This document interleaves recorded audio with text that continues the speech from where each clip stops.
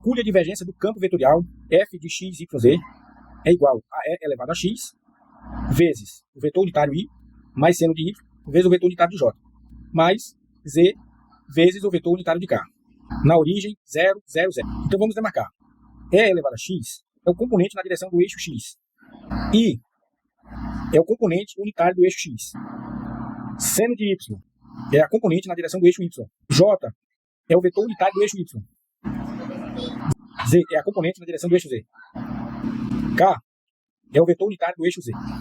Então sempre que aparecer I, J e K, pense nelas como setas que indicam as três direções no espaço. Então I aponta para o eixo x, J aponta para o eixo y e K aponta para o eixo z. Então vamos, voltando aqui, né? Já definimos o que é um campo vetorial, agora nós vamos definir o que é divergência. O que a divergência vai fazer? Ela vai medir em um determinado ponto. O campo está saindo desse ponto, como água saindo de uma mangueira, por exemplo, entrando nesse ponto, como água entrando para um ralo, ou nem saindo nem entrando. Mede a taxa de expansão ou de contração do campo naquele ponto. Então, primeiro nós vamos identificar cada componente do campo. Então nós temos aqui a nossa função. F de x, y, z igual E elevado a x seno de y, z. Então nós temos o componente em x, E elevado a x, o componente em y, que é o seno de y, e o componente em z, que é z. Então vamos escrever aqui a fórmula da divergência. Então observe que fizemos uma derivada parcial de cada componente em relação à sua própria variável. Então agora nós vamos calcular as derivadas parciais. Então vamos calcular aqui a primeira derivada. Então derivada parcial em relação a x, derivada parcial de E elevado a x. A função exponencial é igual à sua própria derivada. Então vamos calcular agora a segunda derivada. A derivada parcial em relação a y de seno de y. E a derivada do seno de y é o cosseno de y. Vamos calcular a terceira derivada. Então a derivada parcial de z é 1. Nos vídeos anteriores eu expliquei por que é 1. Então agora nós vamos montar a divergência. Vou pegar aqui a função exponencial mais cosseno de y mais 1, que é o resultado da terceira derivada.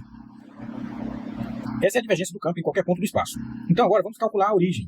A questão, ela pede aqui a origem nos pontos 0, 0 e 0. Então vamos substituir.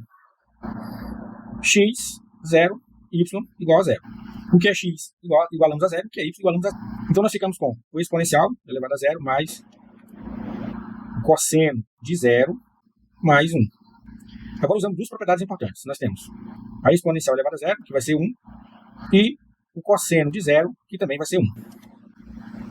Logo, nós temos 1 mais 1 igual a 3.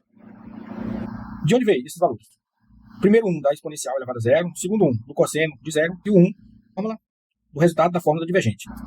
Então nosso resultado final divergente 0, 0, 0 vai ser igual a 3. Eu tenho certeza que você está do outro lado e perguntando: bom, professor, deu divergência de f nos pontos 0, 0, 0 igual a 3. Mas o que significa esse número 3? A divergência, ela mede quanto o campo vetorial está se espalhando ou se expandindo em um determinado ponto.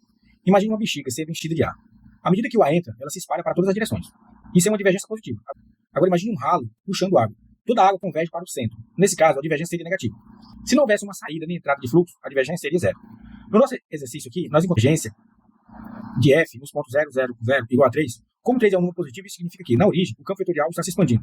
Existe um fluxo líquido saindo desse ponto. Não quer dizer que saia exatamente 3 valores. O número 3 representa a intensidade da expansão nesse ponto.